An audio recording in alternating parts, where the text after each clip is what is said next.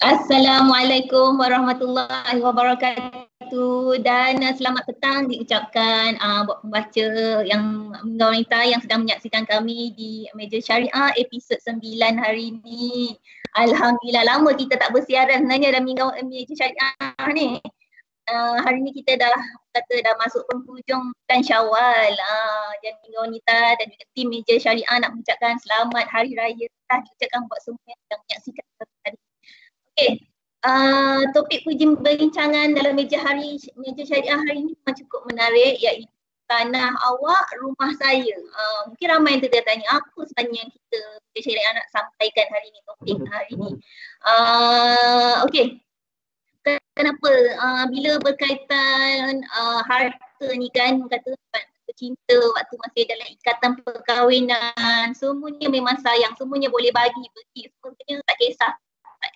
Tapi bila berlakunya kematian, perceraian, setiap harta yang kita ada setiap itulah yang orang kata nak dituntut, kata seinci duit, setiap sen, setiap apa yang kita ada tu semuanya nak dituntut, nak dibagikan sama rata. Jadi orang kata tak nak buang masa lagi, banyak sebenarnya yang kita nak sentuh pada hari ini. Contohnya berkaitan tuntutan harta pencarian ni, kalau orang kata suri rumah tak bekerja, tak ada pendapatan, boleh ke ada pencarian juga? So, kalau macam mana pula kalau isteri penyumbang utama ekonomi keluarga, so, suami tak bekerja, kalau berlaku perceraian boleh ke suami nak tuntut harta pencarian? Macam mana pula kalau suami tiba-tiba rasa nak poligami, boleh ke isteri nak tuntut harta pencarian dulu? Banyak sebenarnya kita nak tanyakan pada kita punya panel, peguam kita, peguam syariah kita pada hari ini. Aida tak nak cakap yang panjang, Aida nak perkenalkan ada hari ini, iaitu peguam yang kita lebih pakar lah dalam bidang ni, iaitu bersama-sama kita pada hari ini di Meja Syariah, peguam syari'i Tuan Muhammad Syaraf Muhammad Saleh dari Muhammad Syaraf KN Tanya. Assalamualaikum. Panjang Aida punya intro hari ni. Waalaikumsalam warahmatullahi taala wabarakatuh. Selamat Hari Raya Aida. Selamat Hari Raya juga. Terima kasihlah kata sudi jadi panel kita untuk bincangkan topik hari ini, tanah awak rumah saya. Ramai yang tertanya. Ya, ramai yang tertanya ni, apa dah sebenarnya tanah awak rumah saya ni? Apa sebenarnya Meja Syariah nak bawakan topik pada hari ini sebenarnya? Sebenarnya apa dia? Sebenarnya kita nak cakap pasal tuntutan harta sepencarian. Ramai sebenarnya yang pasangan yang suami isteri yang selalu kes jadi kes kita pertama lah. Jadi tak nak buang masa lagi, kan kalau boleh ada nak berjelaskan lah secara ringkasnya mungkin apa yang sebenarnya maksudkan harta pencarian oleh Muhammad Syariah. Baik, bismillahirrahmanirrahim. Assalamualaikum warahmatullahi taala wabarakatuh dan selamat petang kepada semua tuan-tuan dan puan-puan yang sedang menonton live kita pada hari ini. Alhamdulillah. Baik, merujuk kepada persoalan yang diajukan Aida tadi. Dia tanya apa yang dimaksudkan dengan harta pencarian. Baik, tuan-tuan dan puan-puan, kita punya tafsiran ataupun ta'rifan berkenaan dengan harta pencarian ni ada dalam kita punya peruntukan undang-undang, which is kita ada banyak undang-undang. Undang-undang ni tuan-tuan di setiap negeri berbeza-beza, tapi tafsiran ataupun maksud dia hampir sama. Okey, kita ada akta, kita ada enactment, kita ada ordinance. Okey, tapi dia punya maksud dia dalam berkenaan dengan undang-undang tu hampir sama. Saya pecahkan kepada 3. Okey, pertama akta dan enactment. Yang mana akta dan enactment ni tuan-tuan, dia terguna di contoh kalau akta hanya di wilayah persekutuan. Okey, wilayah persekutuan Labuan, wilayah persekutuan Putrajaya, wilayah persekutuan Kuala Lumpur. Enactment ni hampir keseluruhan negeri di Malaysia guna pakai. Okay. Yang mana dalam section 2 dia punya dalam undang-undang kita ada banyak section, tapi untuk menjelaskan berkenaan dengan apa yang disebut sebagai harta pencarian, dia letak di awal, dia letak di bahagian section 2 berkenaan dengan tafsiran. Okay, dalam section 2 dia bagi tahu harta pencarian ini sebagai harta yang diperolehi secara bersama oleh suami dan isteri semasa perkahwinan berkuasa mengikut hukum syarak dan juga syarat-syarat tertentu lah. Maksudnya tuan-tuan, harta pencarian ni kalau kita tengok dari sudut undang-undang, dia ditaktifkan sebagai bila kita dah sah berkahwin dan ada harta baru dipanggil sebagai harta pencarian. Kalau kita belum berkahwin dan ada harta, dia tak boleh digelar sebagai harta pencarian. Itu dipanggil harta peribadi. Okey. Jelas ya? Jelas tuan. Oh begitu. Jadi maksudnya sebelum kahwin, selagi tak kata selagi belum ada ikatan perkahwinan tu tak dikira lah. Tidak boleh dikira. Okey. Jadi kita nak tahu-tahulah juga apakah jenis-jenis harta pencarian yang boleh dituntut tu. Nak tahulah apa. Okay. Alright, baik. Sebelum kita pergi kepada apa jenis-jenis harta yang boleh dituntut, tuan-tuan dan puan-puan perlu faham. Secara dasarnya, konsep harta pencarian tidak ada dibincangkan secara khusus oleh ulama kita. Maksudnya, dia tidak ada sebarang dalil khas ataupun dalil yang khusus. Contoh macam iddah dengan mut'ah, dia ada dalil dia. Tapi untuk harta pencarian, kita tidak ada satu dalil yang menceritakan bahawa itu adalah berkaitan harta pencarian. Cuma ulama kita dia bersandarkan kepada konsep uruf ataupun adat dan masalah setempat. Okey. So maksudnya benda ni daripada zaman turun temurun, dia daripada awal sehingga sekarang. Okey. Merujuk pada persoalan yang Aida tanya tadi, apa jenis harta pencarian yang kita boleh tuntut ataupun yang boleh diklasifikasikan sebagai harta pencarian? Baik, tuan-tuan dan puan-puan, pertama ni kita kena faham. Harta pencarian ni kita kena pecah kepada 2. Yang pertama, harta alih, maknanya harta alih ni harta yang kita boleh bawa ke mana-mana. Boleh bawa keluar, boleh bawa masuk, boleh bawa simpan dan sebagainya. Kemudian satu lagi harta yang tak alih. Harta tak alih ni maknanya kita letak dekat situ tak boleh gerak-gerak dah. Ini memang kena faham. Okey, harta alih ni tuan-tuan, dia ada banyak. Yang pertama, wang simpanan. Yang kedua, kenderaan. Kenderaan ni harta alih. Kemudian tabung haji. Maknanya duit dalam tabung haji tu boleh dikira sebagai harta pencarian. Saham syarikat, kalau ada syarikat. Unit amanah ASB. Barang kemas pun boleh dikira sebagai harta pencarian kalau kewujudan harta itu dalam tempoh perkahwinan. Okey, untuk harta tak alih ni, dia ada 2 je. Yang pertama rumah, yang kedua tanah. Maknanya itu sahaja yang orang kata kita boleh klasifikasikan sebagai apa jenis harta pencarian dan apa dia punya pengkelasan dia tu. Nak bagi faham dia begitulah. Rumah ke tanah. Okey, cuma satu tadi tuan ada sebut macam harta tabung haji, duit simpanan kita di tabung haji, macam tu KWSP, betul? Tapi kalau macam tabung haji tu kan memang nama kita sendiri pun macam contohnya macam pihak suami pun boleh tuntut juga walaupun nama kita sendiri. Itu macam mana? Okey, sebab dia macam ni, dia punya kewujudan dia tu adalah semasa dalam tempoh perkahwinan. Kalau dia wujud sebelum perkahwinan, maksudnya dia tidak boleh dikira sebagai macam itulah. Okey, dia sama dengan KWSP. KWSP tidak boleh diisytiharkan sebagai harta pencarian sebab dia hanyalah letak penama sahaja, tapi dia perlu difaraikan. Yang ini nak kena bincang, dia panjang lagi lah. Betul. Masa ni kita jawab dulu persoalan yang Aida bagi itulah. Apa yang dikira sebagai harta pencarian tu.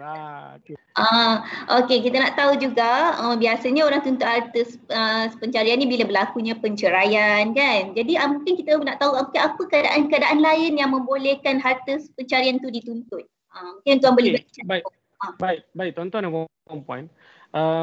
Keadaan yang membenarkan ataupun membolehkan harta pencarian itu dituntut, dia ada beberapa keadaan.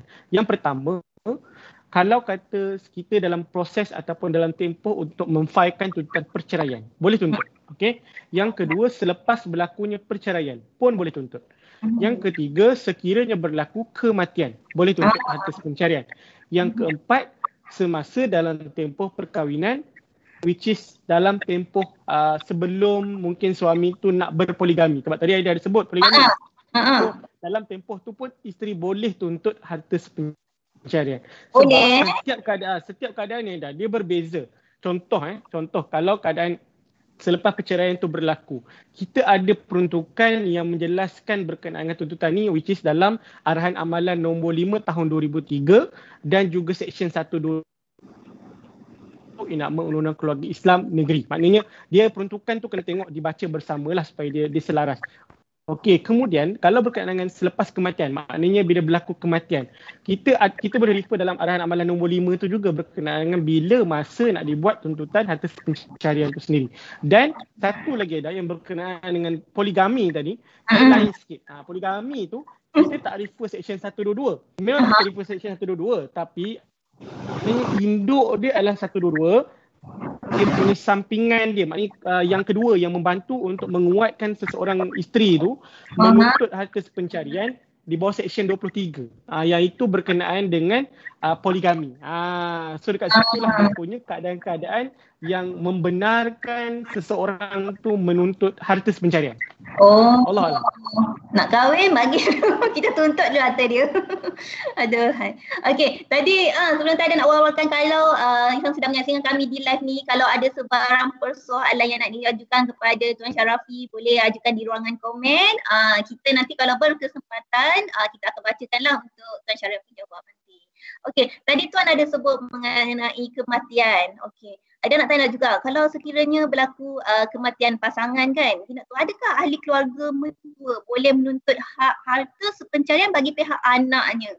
Mungkinlah anak dia ni memang orang kata kaya, mungkin berharta ke. Jadi bila dah berkahwin tu meninggal pula, jadi dia nak tuntut harta pencarian bagi pihak anak. Boleh ke Tuan sebenarnya? Okey, kalau ikut kepada dia ada satu orang pensyarah ni daripada Universiti Islam Antarabangsa. Dia buat satu kajian. Okey, dia buat satu kajian. Kajian dia, tajuk dia adalah tuntutan harta pencarian dalam kes kematian. Okey, hasil dapatan daripada kajian yang dibuat oleh profesor ni, nama profesor ni Profesor Madya Dr. Haji Nizairi Haji Sitiris dan Profesor Madya Dr. Akmal Hidayah lah. Maknanya dia ni dua-dua ni pensyarah daripada UiA. Dia buat kajian berkenaan dengan persoalan yang diajukan oleh Aida ni. Sekiranya berlaku kematian pasangan, boleh tak ahli keluarga nak tuntut pencarian bagi pihak anak dia? Maknanya boleh ke tak boleh kan? Okey, jawapan dia adalah hasil daripada kajian yang dibuat, mereka berpendapat bahawa harta pencarian ini adalah satu hak eksklusif di antara suami dan isteri. Okay, bermaksud kalau kata berlaku kematian, contoh suami meninggal ataupun isteri meninggal, yang akan mulakan tuntutan adalah pasangan dia. Okay, pasangan dia akan mulakan tuntutan. Dan siapa yang akan menjadi pihak yang merespon? Merespon ni adalah pihak yang akan memberi maklum balas berkenaan tuntutan tersebut adalah ahli waris kepada si mati. Maknanya siapa yang akan jadi ahli waris, yang akan terima faraid selepas daripada itu, dia akan merespon kepada tuntutan harta pencarian itu. So orang kata tak boleh lah kalau kata contoh Aida meninggal, tiba-tiba family Aida nak tuntut bagi pihak. Tak boleh. Tak boleh mesti pasangan Aida. Maksudnya suami akan mula. Maksudnya. Ya, betul. Okey, kita dapat komen ada audio tersekat-sekat. Betul ke audio tersekat-sekat? Tak jelas ke yang dengar kita di live sekarang ni? Sebab ada kata Tuan punya mungkin audio, mungkin video macam tersekat-sekat sedikit. Boleh tinggalkan komen tanya ni. Kita nak tengok juga macam mana. Itulah. Tu ada audio tersekat-sekat katanya. Tapi suara mungkin dengar lah jelas, tapi mungkin audio tu macam tersekat-sekat sikit. Okey. Tak apa, kita tunggu nanti kalau ada yang mungkin ada komen ke lagi. Okey, Tuan, soalan seterusnya ya, kita terus proceed lagi. Boleh. Okey, nak tahu okey, ni mungkin soalan yang antara yang famous lah. Mungkin ramai tahu macam mak-mak ni suri rumah kan. Biasalah suri rumah tak bekerja, biasanya dia ada pendapatan. dan juga bukan orang kata tak menyumbang pada ekonomi keluarga lah dari segi ekonominya. Tapi itulah ramai yang risau, betul ke tak boleh tuntut ke atas pencarian kalau dia ni seorang suri rumah tak menyumbang pada ekonomi lah menyebabkan harta kan. Mungkin tu boleh bagi penjelasan sedikit. Okey, alright. Saya mengharapkan sound saya okey lah, maknanya tidak tersangkut. Okey. Dia macam ni tuan-tuan. Bila isteri itu tidak bekerja ataupun dia adalah seorang suri rumah sepenuh masa, maknanya dia tak buat apa-apa. Dia hanya duduk di rumah dan membantu suami mengemas rumah, membesarkan anak dan juga membantu dari sudut rumah tu lah, maknanya harta tu sendiri. Sebenarnya dia layak untuk tuntut. Sebab apa? Sebab dalam harta pencarian ni tuan-tuan, kita ada dua jenis sumbangan. Sumbangan yang pertama kita panggil sumbangan langsung. Sumbangan yang kedua ialah sumbangan tidak langsung. Okey, apa yang disebut oleh Aida tadi adalah berkenaan dengan sumbangan langsung. Maknanya isteri itu dia tak keluarkan duit, dia tak keluarkan sebarang bentuk kewangan kepada pihak suami, maknanya kepada pihak yang membeli harta itulah. Tapi dari satu sudut isteri dia mengeluarkan tu sumbangan yang tidak langsung. Tidak langsung ni ada maksudnya adalah sumbangan yang kita tak nampak, tak nyata, tak jelas. Okay? Contoh sumbangan tak langsung ni, contohnya adalah mungkin isteri itu banyak memberikan dari sudut motivasi kepada suami untuk dapatkan harta itu sendiri, untuk pastikan harta tu berjaya diperolehi. Itu sumbangan antara sumbangan tak langsung lah. Maksudnya dari sudut dia punya menjaga, memelihara keharmonian rumah tangga pun boleh dikira sebagai antara sumbangan tak langsung isteri itu kepada harta itu sendiri. Jadi kalau kata perempuan ataupun isteri-isteri yang tidak bekerja dan nak menuntut harta pencarian, jangan takut, boleh tuntut. Cuma kena letak dalam fikiran, bear in mind, maksudnya kita letak dalam fikiran kita, jangan mengharapkan tuntutan yang kita tuntut tu akan dapat banyak. Sebab kita hanya menyumbang tak langsung saja, kita hanya menyumbang sekadarnya. Walaupun perkahwinan, contohnya mungkin perkahwinannya 5 tahun, 10 tahun dan sebagainya, tapi dia punya tu akan memberikan kesan kepada penghakiman di mahkamah nanti. Maknanya mahkamah akan tentukan berdasarkan kepada usia perkahwinan, sumbangan isteri menjaga rumah tangga macam mana dan sebagainya lah. Dengan syarat Aida kena syarat janganlah disabit nusyus oleh pihak mahkamah, sebab itu akan memberikan kesan secara tidak langsung kepada tuntutan tu. Jadi mak-mak, para isteri, si rumah, jangan risau, jangan sedih-sedih kata tak ada bagi sumbangan. Ada sebenarnya bahagian sumbangan masing-masing, memudahkan urusan suami cari rezeki, cari harta tu. Betul tak tuan? Betul. Okey, tadi tuan sebut bahagian harta yang dituntut. Mungkin kan kalau dua-dua penyumbang juga, maksudnya dua-dua macam tu rumah, dua-dua sumbangkan dari segi rumah apa semua kan. Jadi macam berapakah jumlah ataupun bahagian harta yang kita boleh tuntut tu? 50-50 ke ataupun macam mana penentuan dia tu? Okey, dari sudut penentuan. Alright, tuan-tuan dan puan kena faham satu benda. Bila kita buat tuntutan di mahkamah berkenaan dengan harta pencarian, mahkamah dia akan menilai, yang pertama saya cakap tadi berkenaan dengan sumbangan langsung, sumbangan tak langsung. Itu yang pertama. Yang kedua, dari sudut pembahagian tu, mahkamah akan lihat siapa yang lebih banyak contribute kepada harta tersebut. Okey. So dari sudut pecahan, di mahkamah dia akan gunakan konsep kalau kita belajar sifir matematiknya pecahan 1/2, 1/3, 1/4.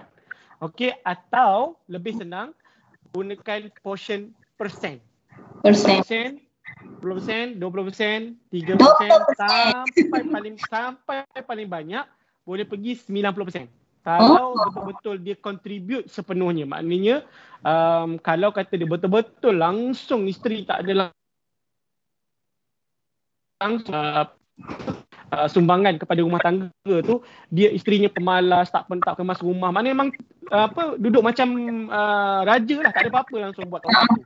Tu dekat situ suami boleh claim sampai 100% pun boleh kalau boleh buktikan. Tapi kebiasaannya amalan di mahkamah, hakim akan bagi sekurang-kurangnya pihak yang betul-betul tak ada contribution, dia akan bagi 10%. Paling sikit 10%. Tu ihsan lah, kira ni ihsan lah. Maknanya dia tak ada, orang kata ini memang betul-betul tak ada sumbangan langsung, bagilah 10% atau 5%. Itu paling sikit lah tu. Kalau tak, dia akan bagi juga berdasarkan kepada contribution, sumbangan langsung dan sumbangan tak langsung. Kalau isteri itu boleh buktikan sumbangan tak langsung dia melebihi daripada sumbangan langsung yang suami bayar tiap-tiap bulan tu, tidak sedar bulan, mahkamah boleh putuskan pihak-pihak dapat 50-50. Awak dapat separuh, saya dapat separuh. So macam mana? Kalau rumah separuh-separuh macam mana Aida? Kita nak buat, nak belah dua. Kita robohkan Kalau robohkan dia sakit tu. Aduh, okey. Nanti tu soalan tu dah simpan dulu. Nanti ada nak tanya lagi detail. Okey. Okey, jika ialah punya nak tahu pandangan tuan lah kan. Mungkin kalau ada yang kata dah bersedia ni nak buat tuntutan kan. Mungkin apakah sebagai persediaan, apakah dokumen sokongan yang diperlukan untuk pihak mahkamah? Mungkin ialah tuan boleh sharekan, jadi diorang yang siapa yang membuat pihak yang nak membuat tuntutan ni dia dah boleh sediakan dah apa yang diperlukan, dah boleh standby, apa benda yang sebagai persediaan. Okey, tuan-tuan dan puan-puan, kalau kata berlaku perceraian ataupun berlaku situasi yang kita nyatakan sebentar tadi berkenaan dengan perceraian, kematian, poligami dan berhasrat untuk menuntut hak di mahkamah, maksudnya nak menuntut hak diri sebagai seorang isteri ataupun seorang suami. Dia bukan keadaan isteri je, suami pun boleh tuntut sebenarnya. Okey, perkara yang perlu kita titik beratkan adalah dari sudut penyediaan documentation. Okay, documentation sangat penting sebab mahkamah dia nak tengok, okay, awak nak menuntut apa yang awak ada pada saya untuk saya tengok. Okay, so benda pertama yang perlu kita well prepare-nya adalah, yang pertama adalah kalau kata pihak-pihak masih dalam perkahwinan, kalau kata poligami lah, situasi poligami, surat nikah kena surat nikah asal, surat nikah dengan suami tu, supaya mahkamah boleh tengok wujudan harta tu masa bila. Kalau kata nikah 1/1/2001, harta wujud 1/2/2001, so dekat situ dah dikira sebagai harta pencarian. Tapi kalau nikah 1/1/2001 tapi harta tu wujud 12/12/2000, tak boleh. Sebab dia kewujudan dia sebelum perkahwinan. So dekat situ mahkamah akan lihat surat nikah. Okay, surat nikah asal. Kemudian surat cerai. Surat cerai ni tuan-tuan, kalau kata berlaku perceraian dan dalam sebelum tempoh bercerai tu suami atau isteri ada beli harta, iaitu mahkamah nak tengok kemudian harta tu selepas bercerai ke ataupun sebelum bercerai. Kalau beli selepas bercerai, dah tak boleh dikira harta pencarian. Kemudian satu lagi, kalau berlaku keadaan kematian. Kematian ni maknanya macam tadilah, kalau kata meninggalnya seorang, harta tu sebelum si mati meninggal dia beli waktu bila? Kewujudan harta tu waktu bila? Dia sama macam keadaan siji cerai tadi. Cuma bezanya siji cerai hidup dengan cerai mati. Cerai mati kena tunjuk surat mati. Okey, itu antara dokumen-dokumen yang kita perlukan.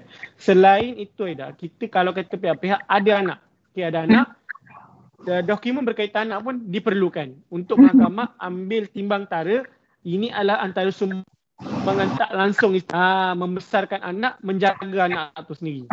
So dekat situ dia punya butir-butir ataupun maklumat-maklumat berkenaan dengan perkahwinan, perceraian, kematian anak-anak, maknanya maklumat diri anak-anak.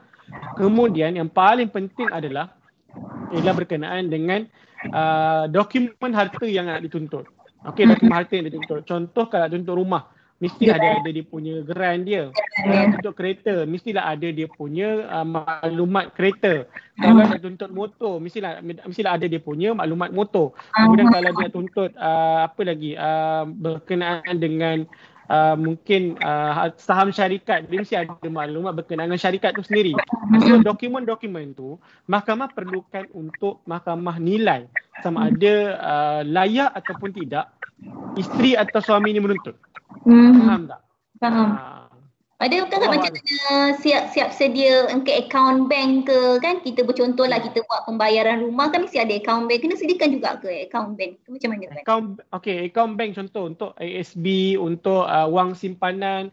Kita sediakan maklumat yang berkaitan, which is maklumat bank statement lah. Bank statement tu supaya mahkamah tahulah, rupanya dapatan harta ni adalah sebelum perkahwinan ataupun kemunculan harta ni adalah selepas perkahwinan, selepas kematian dan sebagainya. Okey. Okey, soalan seterusnya tuan. Okey, sekarang ni bukanlah nak kata apa, tapi sekarang ni kita tengok macam keadaan realiti dalam masyarakat kita kan. Tuan boleh syarikin, boleh dengar ke? Boleh. Okey. Realiti dalam masyarakat kita sekarang ni biasanya kan kebanyakan macam banyaklah kes-kes kalau kita baca kat kisah rumah tangga tu, bila kebanyakan isteri yang menanggung suami kan, menanggung biaya awak hidup ni. Maksudnya isteri itulah penyumbang ekonomi utama keluarga. Jadi bila berlakunya perceraian kan, macam kita tak puas hati dah berlaku perceraian, adakah macam suami yang maaf cakap biar awak hidup ni boleh tuntut harta-harta sepanjang tempoh perkahwinan tersebut?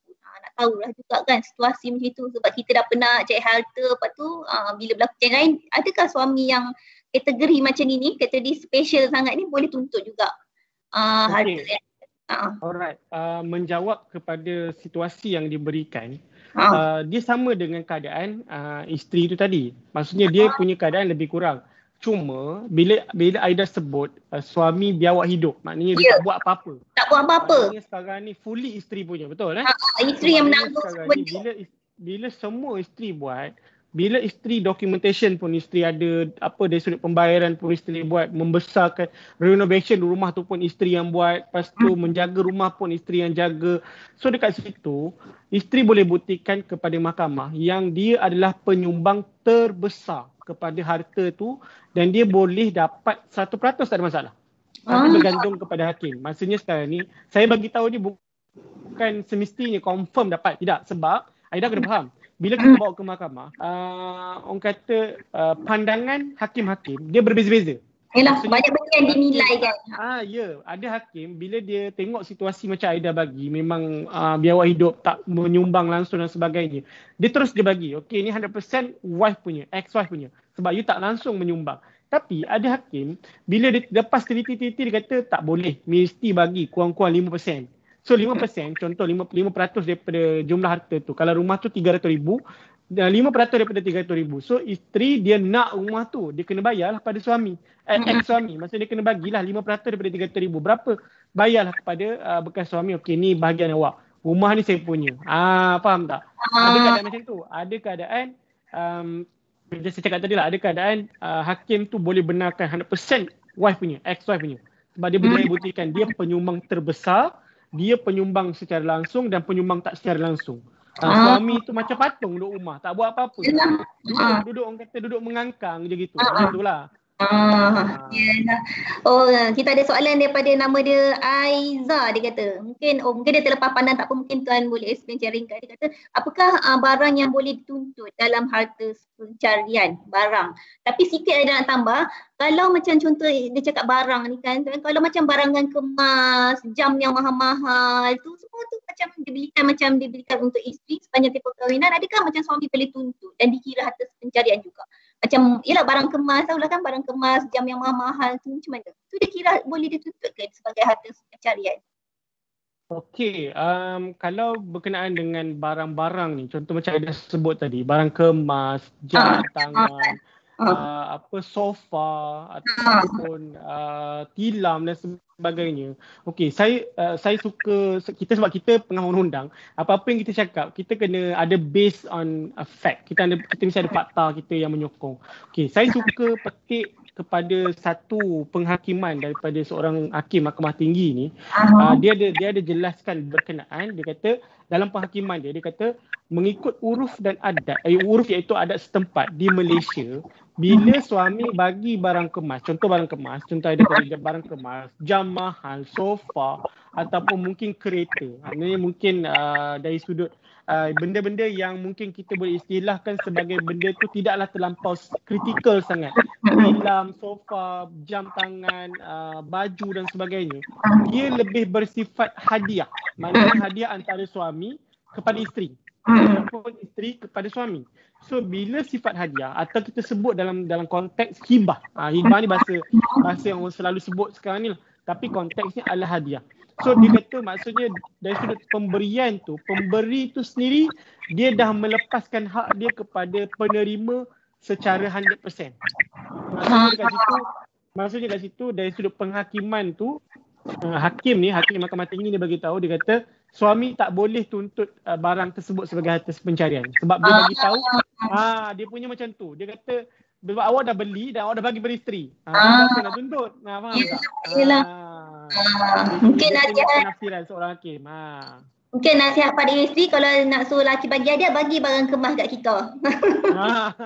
Dan kemas dia tak boleh tuntut.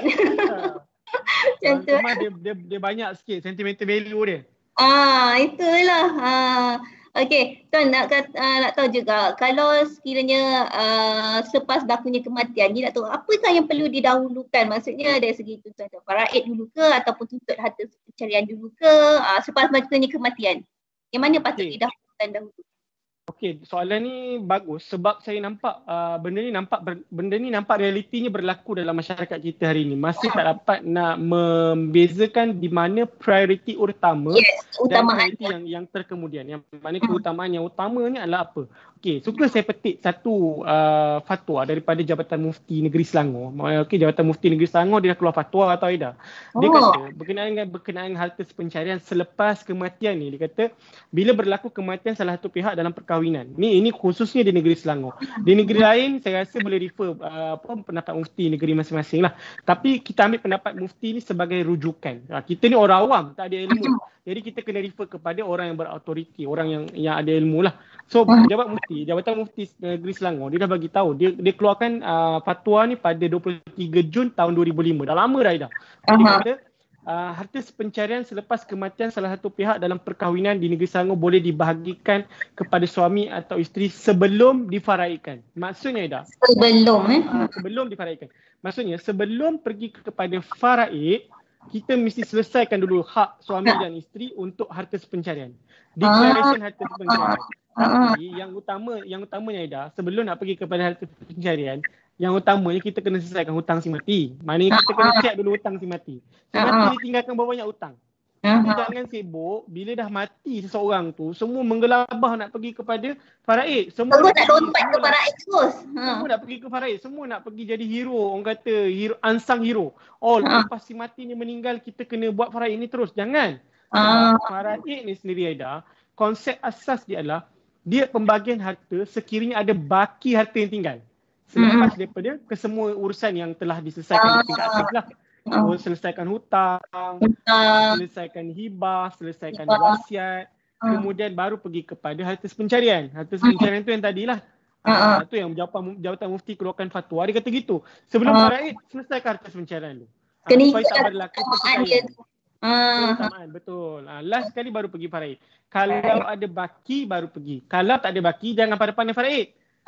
Orang kita ni dia suka bila tak ada baki pun dia nak pergi faraid. Dia kata mesti pergi faraid sebab ini adalah hukum. Betul, memang hukum. Tapi kalau tak ada baki, kenapa nak pergi faraid? Faham tak? Itu kita kena faham.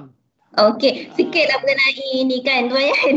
Aida baru-barunya ada satu baca soalan tu lah, dia kata okey kalau macam dia kata suami dia meninggal tapi memang tak meninggalkan harta, meninggalkan hutang je. Jadi boleh ke hutang tu pula kita nak faraidkan hutang tu? Maksudnya agih-agihkan dia bagi pada yang ni lah. Sebab dia kata memang harta dia tak ada orang kata tak ada harta pun, suami meninggal tak ada meninggalkan harta. Sebaliknya hutang. Kalau faraid, kalau harta tu rebut masih nak agihkan faraid. Tapi kalau hutang tu boleh ke diagih-agihkan secara faraid lah, orang kata senang. Famous juga situasi ni. Okay. Alright, dia macam ni tuan-tuan. Tuan-tuan kena faham, okey. Dari sudut kewajipan ataupun tanggungjawab, ahli waris tidak berkewajipan untuk membayar hutang si mati. Tidak. Kenapa saya cakap macam tu? Sebab tanggungjawab ahli waris adalah menyelesaikan hutang si mati menggunakan harta si mati. Bukan menggunakan harta dia. Sebab apa? Sebab dalam ayat Quran, saya petik satu surah daripada surah Al-An'am ayat 164. Dia dah bagi tahu berkenaan dengan dosa seseorang yang, contoh kita buat dosa, tidak akan ditanggung dosa kita tu oleh orang lain. Sama situasi dengan orang berhutang. Kita hutang, kenapa orang tu perlu tanggung hutang kita? Tidak. Tapi yang perlu dibuat adalah kita perlu selesaikan hutang si mati menggunakan harta si mati. Sebab tu saya kata, sebelum nak pergi faraid, kena selesaikan hutang dulu. So bila dah selesai hutang, barulah tidak ada berlaku pertikaian. Contoh si mati tinggalkan 100,000. Kemudian hutang dia ada 50,000. Selesaikan dulu 50,000. Baki 50,000 tu, pergilah pula kepada hibah, wasiat. Cek dulu satu-satu. Hibah, wasiat, harta sepencarian tu. Kalau harta sepencarian tu tengok gerbak-gerbuk, separuh dapat ke pasangan dia. Maknanya 25,000. So baki tinggal 25,000 je. So 25,000 lah akan pergi faraid. Sebab tu lah dalam Quran dah bagi tahu, kita buat dosa, orang lain takkan tanggung dosa kita. Kita sendiri yang tanggung dosa kita. Jadi kalau kata si mati meninggalkan hutang berbanding duit ataupun berbanding harta, ahli waris tak bertanggungan pun untuk membayar hutang si mati. Tapi kalau ahli waris dia ada ihsan. Bila ada ihsan ni, dia akan bayar bagi pihak. Sebab dia tahu dosa hutang ni, orang kata kalau selagi belum selesai, kita tak boleh di akhirat susah urusan kita. Wallahualam. Wallahualam. Okey, tuan.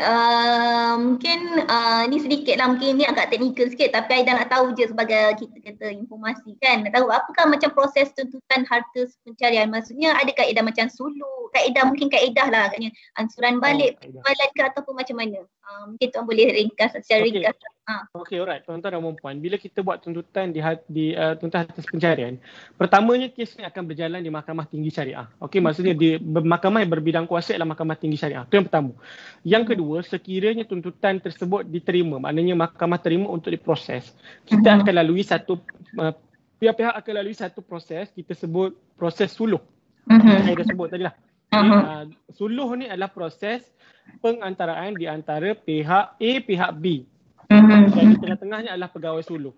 Yang mana suluh ni tuan-tuan, tujuan dia adalah untuk berbincang tentang berkenaan dengan cara penyelesaian tuntutan yang dibuat oleh satu pihak tanpa perlu melibatkan perbicaraan. Itu suluh. Kalau kata ada penyelesaian di majlis suluh, so akan direkodkan di depan hakim. Maksudnya terus rekod sebagai perintah. Okay. Kalau kata tidak ada persetujuan, okay, ke mana masing-masing ketegak, orang kata masing-masing nak fight juga masing-masing, dia akan masuk pada perbicaraan.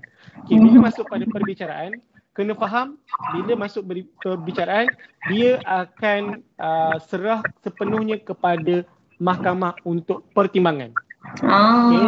Bila sampai ke mahkamah, maknanya bila sampai ke perbicaraan, kita kena serah sepenuhnya pada mahkamah. Tak boleh nak kata confirm aku dapat 50%. Tidak. Mahkamah yang akan teliti dan tengok keadaan macam mana.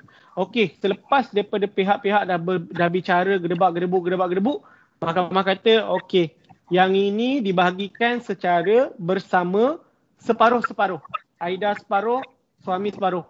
Okay, bila separuh-separuh macam dia nak buat, rumah separuh-separuh mana boleh belah. So, apa nak buat? Nak buat cara dia adalah sama ada Aida beli bahagian suami ataupun jual rumah tu, kemudian ditolak hutang, kemudian bahagilah baki itu kepada pihak-pihak separuh-separuh. So maknanya dia punya pembahagian tu dah kira sepenuhnya pada mahkamah punya bidang kuasa. Kalau mahkamah kata 70-30, okey, kalau kita ada duit 30% untuk nak bayar kepada pihak satu lagi, bayarlah.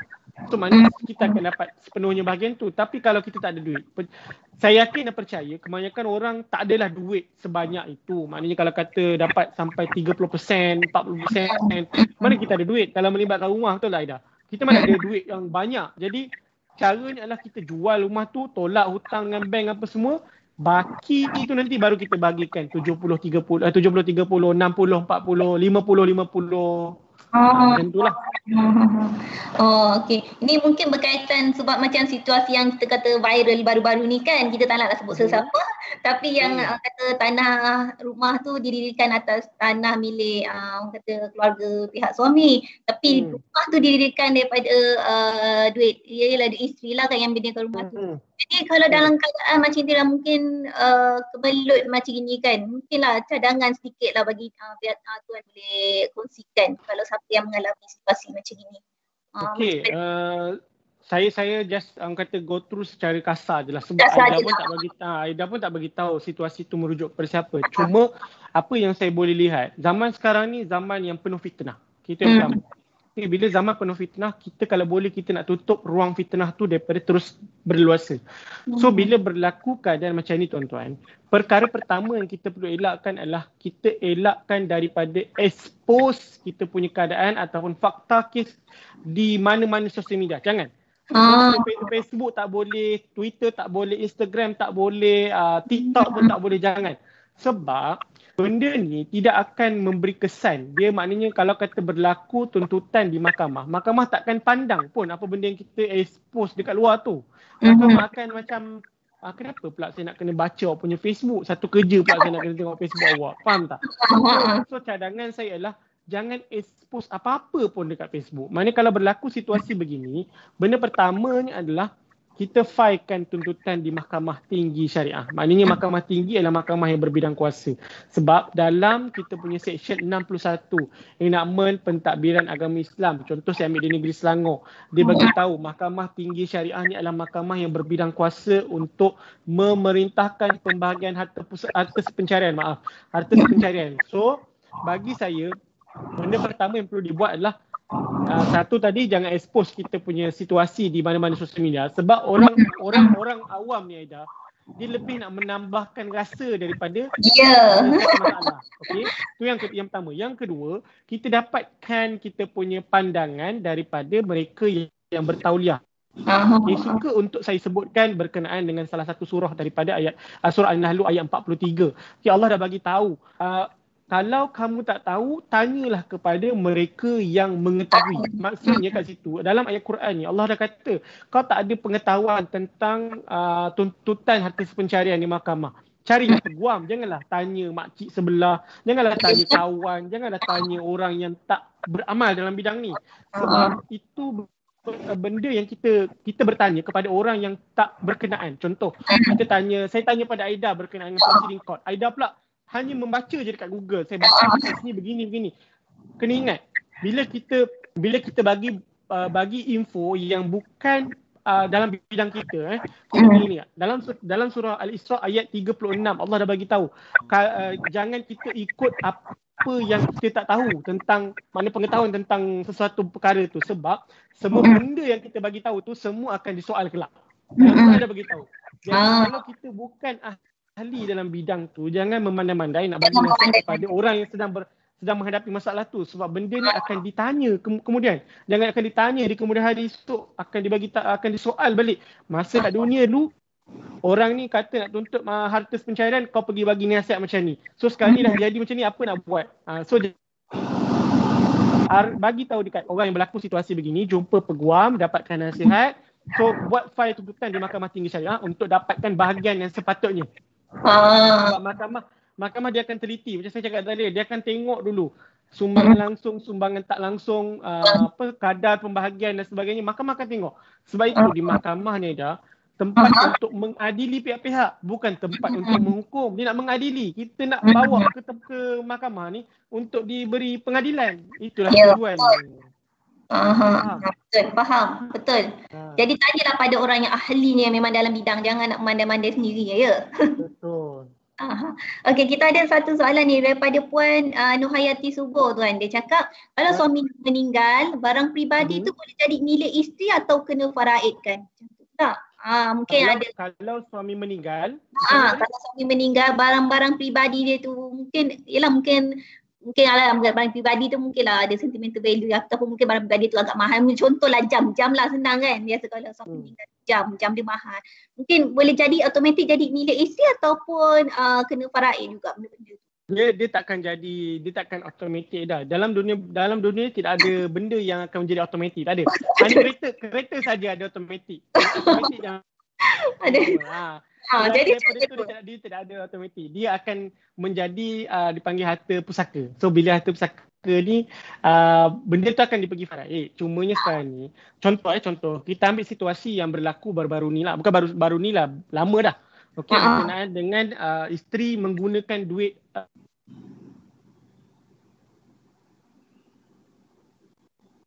orang akan kata patutnya pergi faraid, betul tak? Kata duit suami. Tapi dalam keadaan isteri yang memerlukan kewangan, memerlukan duit untuk meneruskan kelangsungan hidup, tak ada masalah pun isteri nak guna duit suami. Contoh, kalau jam tu harga dia mahal. Jam tu harga dia mahal, RM6,000. Okey, contoh harga dia. Ada jam RM6,000 Aida. Memang saya tahu. Ada jam tu. RM6,000. Dia jual dekat orang beli RM5,000. RM1,000 je kurang. Okey, RM5,000. dia perlukan duit untuk hidup. Sementara nak tunggu proses semua benda selesai. Dia ambil 1,000. So nanti semasa proses faraid, pembahagian pusaka, bahagian masing-masing, tolak je lah bahagian yang isteri peraguna. Kalau kata isteri peraguna 1,000, dia dapat sepatutnya 1/2 ataupun 1/3, 1/4. Tolak lah berapa yang dia dah guna. Tak ada masalah pun sebenarnya. Faham tak? So kita jangan pening-pening kepala. Macam saya cakap tadi, jangan pening-pening kepala nak terus pergi kepada faraid. Faraid ni bila dah selesai semua, dah selesai hutang, dah selesai hibah, dah selesai wasiat, dah selesai harta pencarian, baru pergi kepada faraid. Faham tak? Barang-barang macam ni lah, maksud barang-barang peribadi, jam apa semua tu memang kena faraidkan jugalah kiranya Dia panggil harta peninggalan lah. Harta peninggalan. Betul. Okey, baiklah. Kita ada satu lagi soalan daripada Puan Sarah Klang. Dia kata, saya baru saja diceraikan suami selepas kami berkahwin selama 30 tahun. Sepanjang tempoh tersebut, saya seorang si rumah, uruskan rumah tangga dan anak-anak. Dalam tuntutan saya hanya layak dapat 1/4 daripada harta perceraian dengan suami. Bolehkah saya buat rayuan di mahkamah agar diberikan lebih, sekurang-kurangnya 1/3 daripada jumlah harta tersebut berdasarkan 30 tahun pengorbanan saya pada keluarga. Jadi dia nak kata boleh ke dia buat rayuan, dia dah dapat sekian-sekian ni, macam dia rasa macam tak cukup ke, macam tak puas hati ke, boleh ke dia nak buat rayuan lagi? Tu nak tanya pandangan tuan macam mana? Okay, alright. Macam ni Aida. Saya beranggapan puan yang bertanya ni mungkin masa perbicaraan dia tidak menzahirkan sepenuhnya kepada mahkamah fakta kes dia keseluruhan. Maknanya dia tak bagi tahu sepenuhnya kepada mahkamah yang dia menyumbang dalam rumah langsung selama 30 tahun. Okey, kita kena faham satu benda. Bila kita merayu, bawa naik kes ke peringkat, selepas mahkamah tinggi, dia akan pergi ke mahkamah rayuan Aida. Maksudnya dia akan pergi mahkamah yang paling atas lah dalam hierarki mahkamah syariah. So bila pergi ke mahkamah rayuan Aida, mahkamah rayuan dia akan tengok kepada dokumen yang ada di mahkamah tinggi.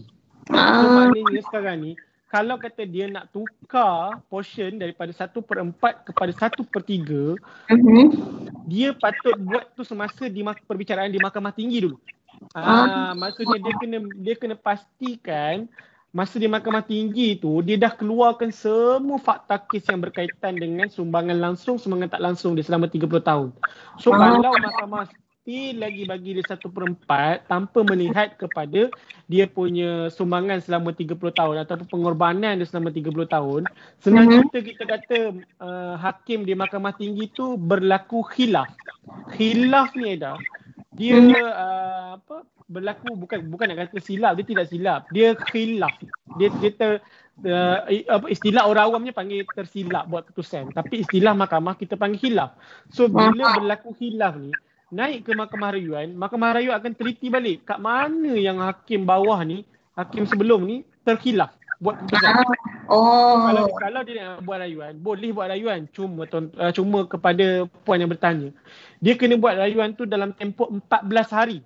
Contoh kes dia selesai hari ni, bermula hari ni dia dah kena filekan satu notis untuk merayu kepada mahkamah rayuan. Dia bila rayuan Aida, dia bermain dengan masa. Bila bermain dengan masa, cepat kena cepat.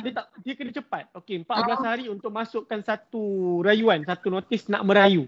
Mahkamah benarkan untuk merayu, kemudian masukkan pula apa lagi dokumen-dokumen dia perlukan. Untuk nak bercerita tu takut tak sempat pula, kita sejam je belajar pula kan. Tapi basicnya begitu. Maknanya dari sudut tuntutan nak dibuat di rayuan tu boleh, tak ada masalah. Cuma filekan dalam tempoh 14 hari, kemudian dia kena bagi kepada mahkamah rayuan apa lagi dokumen ataupun apa lagi sebab kenapa perlu ditukar keputusan daripada 1/4 kepada 1/3. Okay, ada penghakiman yang hakim sebelum tu terkhilaf, terlepas pandang, tak tersilap dan sebagainya. So dekat situ sebagai pihak yang merayu, iaitu puan tu tadi lah, dia merayu, dia kena bagi tahu yang mahkamah sebelum ni memang tersilap dari sudut buat keputusan, memang terkhilaf dari sudut buat keputusan. Saya patut dapat 1/2 saya silap. Contoh. Dia beranilah cabar keputusan mahkamah yang macam itu ya? Boleh, tak ada masalah nak cabar. Boleh. Kita dari sudut undang-undang pun, kita ada right, kita ada hak untuk membuat cabaran. Dia sama ada kita merayu ataupun kita menyemak.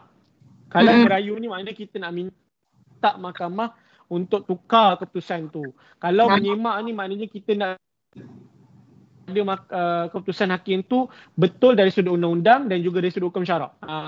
So tak ada masalah dari sudut nak merayu dan menyemak, tak ada masalah dah. Masalah boleh. Boleh, tak ada masalah. Okey, mungkin ada tuan ada apa-apa nasihat bagi mereka lah yang nak tuntut harta pencarian ni. Mungkin ada nasihat tuan nak sampaikan. Okey, alright. Beberapa pesanan ringkas je lah. Maknanya pesanan ringkas ni ringkas tapi padat. Okey, yang pertama, kalau kata nak buat sebarang tuntutan yang berkaitan selepas perceraian, selepas kematian, semasa dalam perkahwinan yang melibatkan poligami, pertamanya dapatkan nasihat daripada mereka yang ahli dalam bidang perundangan dan kehakiman. Sesuai dengan firman Allah tadi yang saya sebut dalam surah An-Nahl ayat 43, mengatakan kalau kita tak tahu, tanyalah mereka yang tahu ataupun mereka yang ahli dalam bidang tu. Itu yang pertama. Yang kedua, saya nasihatkan kepada mereka-mereka di luar sana yang tidak ada pengetahuan, yang bukan backgroundnya yang berkaitan dengan perundangan ataupun bidang kehakiman syariah, jangan kita memberi nasihat yang tak sewajarnya dan tak patut kepada pihak yang nak menuntut. Sesuai juga dengan firman Allah, jangan kita memberi pengetahuan ataupun jangan kita beri ilmu yang bukan dalam bidang pengetahuan kita, sebab semua tu akan ditanya kelak. Maknanya semua tu akan disoal kelak di akhirat. Okay? Yang ketiganya tuan-tuan dan puan-puan, kalau kata perlukan khidmat nasihat, jumpalah dengan mana peguam. Peguam kita ada banyak. Peguam kerajaan boleh, peguam swasta boleh, peguam daripada majlis, waktu peguam panel pun boleh. So maknanya mereka-mereka ni adalah orang-orang yang ahli untuk mengendalikan kes-kes yang melibatkan begini, supaya tuntutan kita di mahkamah teratur dan tidak melewatkan prosedur mahkamah. Itu yang penting. Sebab sekarang ni orang salah faham sebab dia ingat mahkamah tangguh kes dia sebab suka-suka. Tidak. Mahkamah takkan tangguh kes seseorang tu dengan suka-suka, melainkan ada kesilapan prosedur, kecacatan prosedur yang menyebabkan mahkamah perlu tangguh kes tu. So sekarang ni saya nasihatkan begitulah. So saya harapkan dengan sedikit perkongsian petang ni, tuan-tuan dan puan-puan yang nak menuntut, yang nak buat tuntutan harta pencarian, mungkin tak tahu macam mana nak buat dan sebagainya, dengarlah perkongsian petang ni. Mungkin lepas ni boleh play balik, dengar baik-baik. Betul sangat. Allahu'alam. Alhamdulillah, semoga para penonton yang menyaksikan Meja Syariah kali ini orang kata memang kata dapat manfaat lah daripada ilmu yang dikongsikan oleh Tuan Syaraf ini. Memang Aida pun rasa macam terbuka, macam macam ni baru kita faham macam mana kan berkaitan tuntutan harta pencarian ni. Okey, dan terima kasih sekali lagi Tuan Syarafi sudi berbagi ilmu dengan kita punya yang menyaksikan Meja Syariah kali ni. Okey, sebelum nak akhir ni, jangan lupa kata layari website kami www.mingguwanita.my untuk baca pelbagai artikel menarik, dan follow kami di Facebook, YouTube dan juga Instagram dan Twitter Mingguan Wanita.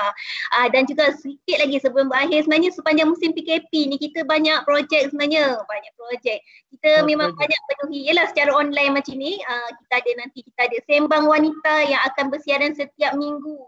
InsyaAllah, jadi saksikan nanti. Dan juga kita ada juga lagi satu yang terbaru, Mingguan Wanita Live. Sebelum ni dah ada dah tuan, dia macam lebih kepada perkongsian berkaitan ilmu-ilmu bisnes untuk inspirasi hidup. Sepanjang musim PKP ni kita dah susun dah slot-slot tu. Jadi para penonton yang boleh saksikan nantilah untuk dapat ilmu dan informasi daripada kita. Dan lagi satu, jangan lupa follow kami juga di Telegram Mingguan Wanita. Kita dah ada Telegram sekarang tuan. Boleh follow lepas ni. Follow kita juga ada di Telegram. Okey, sekian saja perkongsian di Meja Syariah hari ini, dan jangan lupa nanti saksikan lagi lah dalam episod yang akan datang. Sekian saja daripada Aida. Minta maaf kalau ada salah silap dan terkasar bahasa. Itu sajalah. Dan selamat Hari Raya lah lagi sekali. Okey, Assalamualaikum semua. Bye.